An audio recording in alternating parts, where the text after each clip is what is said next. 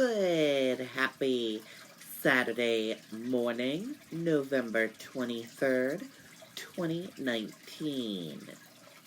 I'm Riley King, and welcome to the Riley King Newscast, right here on the Riley King Network. We have a lot of news to get to this Saturday morning, so let's begin. First up, kitten tests positive for rabies at Salem Animal Rescue League. People who might have come in contact with kitten identified, health officials say. Let's take a listen to that video from WMUR News 9, Mike Cronin.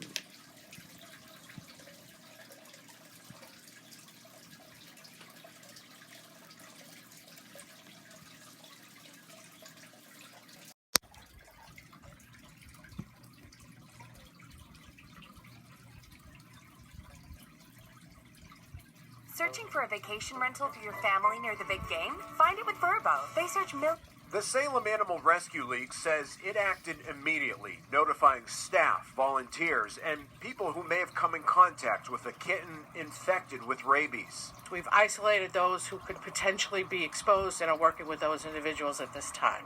Last week, officials say someone brought 3 stray kittens from Danville to the Salem shelter. One of them began showing symptoms days later, and Thursday it tested positive for rabies. All 3 had to be put down. Our general animal population is not in danger, so neither is the public, so they're welcome to come in and see the animals that we have. The Department of Health and Human Services is warning anyone in Danville where the strays were found in the area of Main Street between Cobbler Ridge and Hersey Road. And if anybody in the Danville area may have come into direct physical contact with a stray animal, certainly a stray cat recently, to give us a call so we can potentially assess their risk. Danville's animal control officer is still looking for any strays. Rabies is transmitted through direct contact with the saliva from an infected animal. This occurs most often through a bite or a scratch. Health leaders believe the public's exposure to the infected kitten was minimal. We just want to warn the public not to house any stray animals, cats, or anything like that. It's very difficult. Even if the animal is sick, they might not exhibit signs. We just want the public to be very, very careful. The state health department says the risk to people here at the shelter was also low, but they're taking every precaution just to be safe. Reporting live in Salem, Mike Cronin, WMUR News 9. Okay, and there you go on that video and that report.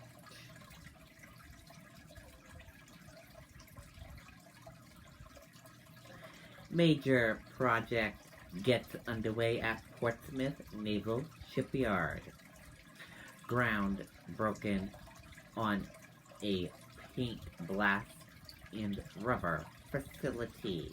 Take a look at this photo of what it is expected to look like. Here's that photo of the facility.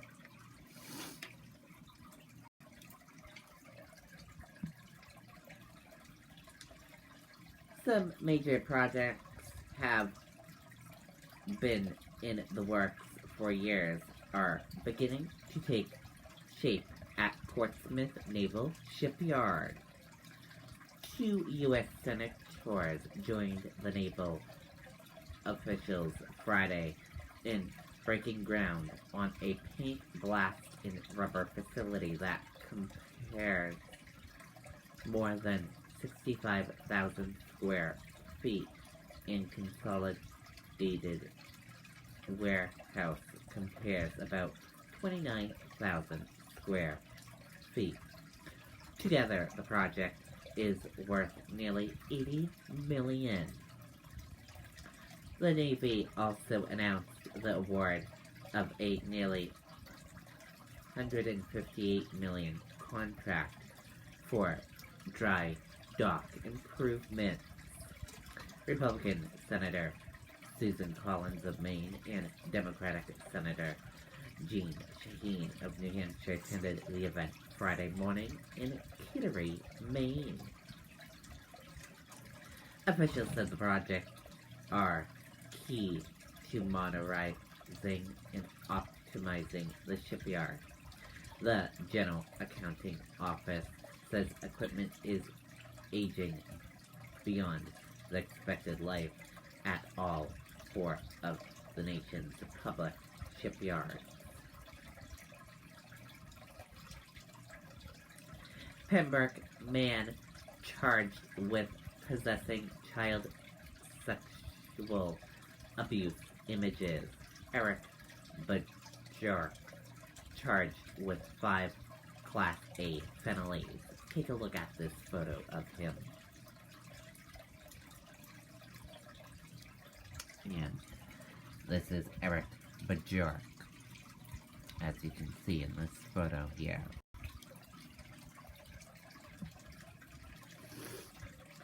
The Pembroke Police Department arrested a man accused of possessing child sexual abuse images.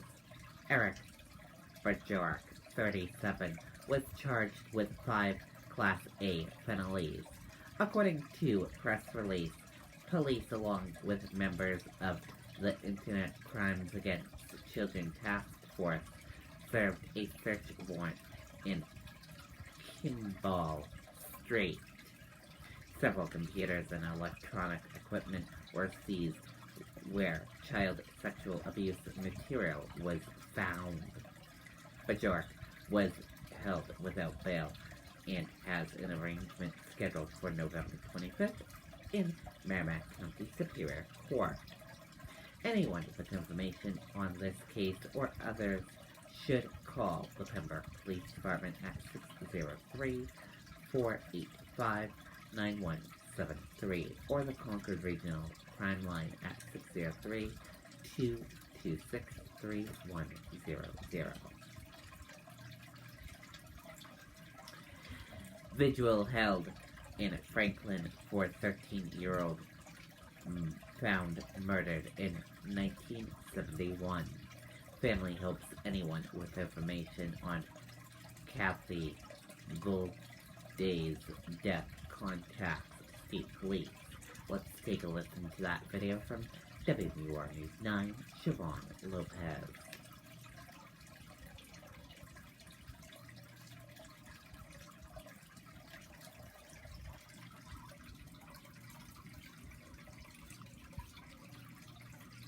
At Beltates, customers will find everything they need for a building project. The brand names you trust to perform. And with a fleet of over 50 delivery vehicles, we deliver when and where our customers need them. Beltates Building Products. 9 locations throughout New Hampshire and Massachusetts. Honoring the life of Kathy Glotty, family and friends gather in Franklin for a vigil 48 years to the day since the teen's body was found. Just to remind people that we don't forget. On November 21st, 1971, the 13-year-old left her neighborhood, saying she was walking downtown to the store and would be right back. And that was the last time I saw Kathy. Her body was discovered the next day in the woods off of Chance Pond Road. She had been sexually assaulted, strangled, and suffered blunt force injuries to her neck, abdomen, and head. Her sister Janet still wonders what Kathy's life could have been. She married, did she have kids? I know she would have had a dog. The family accepted donations to the Franklin Animal Shelter in Kathy's memory. Yes, because she loved animals. She wanted to be a veterinarian when she grew up. Earlier this year, Kathy's loved ones joined other advocates for victims of unsolved murders in the state, testifying for the need for more money for the cold case unit. That funding was ultimately approved in the state's budget, a step closer in finding justice for all of those victims, including Kathy. Every day I think of her and hope and talk to her. You know, never lose hope. You can't lose hope. Anyone with any information on this case should reach out to the cold case unit at State Police. Reporting in Franklin, Siobhan Lopez, WMUR News 9. Okay, and there you go on that video and that report.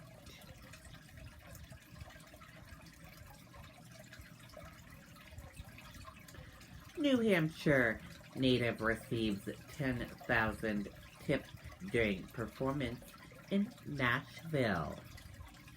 Morgan Clark's family owns Clark's Trading Post. Take a listen to this video from WMUR News 9, Gene Mackin.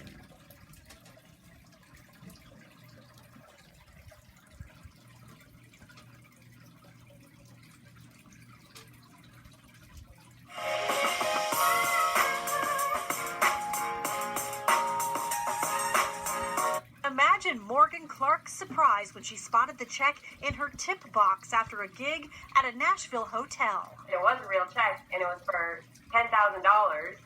And I looked over at my manager, James, and I was like, what is this? Is this real? It was real from a fan who wants to remain anonymous. There's a place in heaven for people like that. Morgan says her style of retro pop grew from her New Hampshire roots. My parents, who live in Woodstock, New Hampshire, they brought me up on the oldies. And yes, Morgan Clark is from a pretty well-known Clark family around here. My family business up there is Clark's Trading Post in the White Mountain Central Railroad.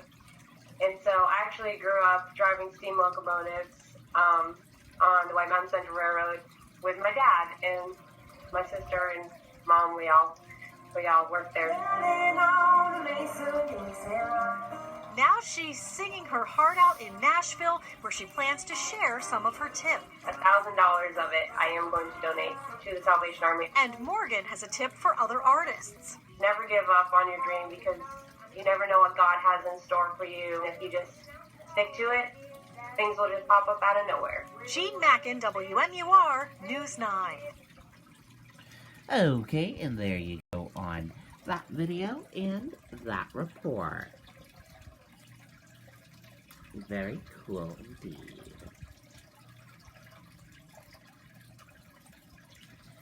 And now let's take a look at your 2020 New Hampshire candidate tracker for today. We have a bunch of candidates in New Hampshire today.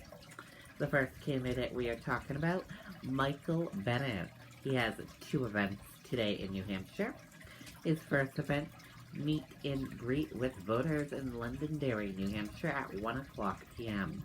His second event, meet and greet at Southern New Hampshire University in New Hampshire in Manchester, New Hampshire at 5 p.m. Cory Booker has 6 events today in New Hampshire. His first event, SEA/SEIU Local 1984 Town Hall in Concord, New Hampshire at 9:30 a.m. His second event, house party at the home of State Rep Rosemary Rund in Merrimack, New Hampshire at 11:30 a.m. His third event, meet and greet at Tilton Brothers Brewing in Hampton, New Hampshire at 2 p.m. His fourth event, meet and greet at Tiller in Somersworth, New Hampshire at 4 p.m. His fifth event, meet and greet at the Governor's Inn in Rochester, New Hampshire at 6 p.m. And his sixth event, meet and greet at the Share Brewing Company in Manchester, New Hampshire at 8:30 p.m. Amy Cullen-Bulcher, she has 2 events today in New Hampshire. Her first event, Town Hall at Colby Sawyer College in New Loudon, New Hampshire at 12:30 p.m. And her second event, Town Hall at Lebanon, New Hampshire at 3 p.m. Bernie Sanders, he has 2 events today in New Hampshire. His first event, Town Hall at Franklin High School in Franklin, New Hampshire at 12 p.m. And his second event, hosting Labor Solidarity Dinner in Manchester, New Hampshire at 6 p.m. Elizabeth Warren has 2 events today in New Hampshire. Her first event, Salem Canvas Kickoff in Salem, New Hampshire at 12:30 p.m. And her second event, Town Hall at Henry J. McLaughlin Middle School in Manchester, New Hampshire at 3:45 p.m. Bill Weld has one event today in New Hampshire. He'll be marching in the Concord Christmas Parade in Concord, New Hampshire at 9:30 a.m. And those are all the candidates in New Hampshire today. If you want to see that complete list, just go to the Riley King Network Facebook page and look for the 2020 New Hampshire Candidate Tracker, and you will see that full list. Former college student facing charges in boyfriend's suicide. Let's take a listen to that video from ABC News.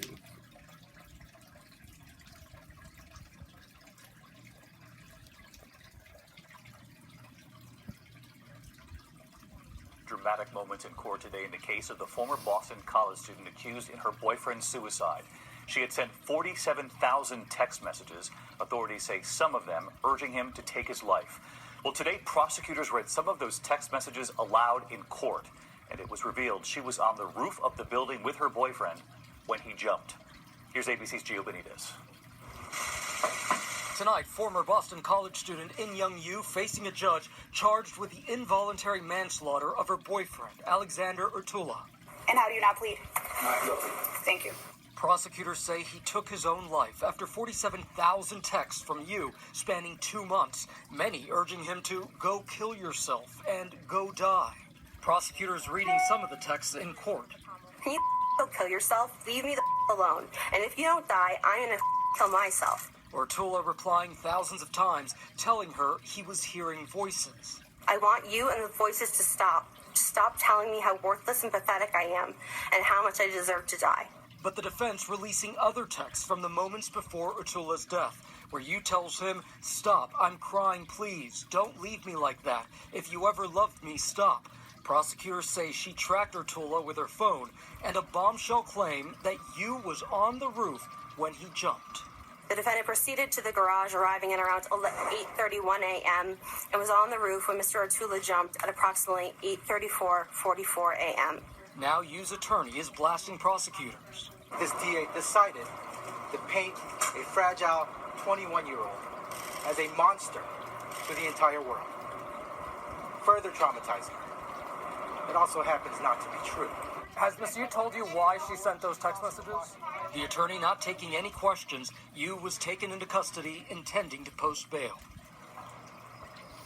And David, prosecutors are saying that she's the one person who knew of his suicidal thoughts and even encouraged those thoughts, but they say she did not tell anyone.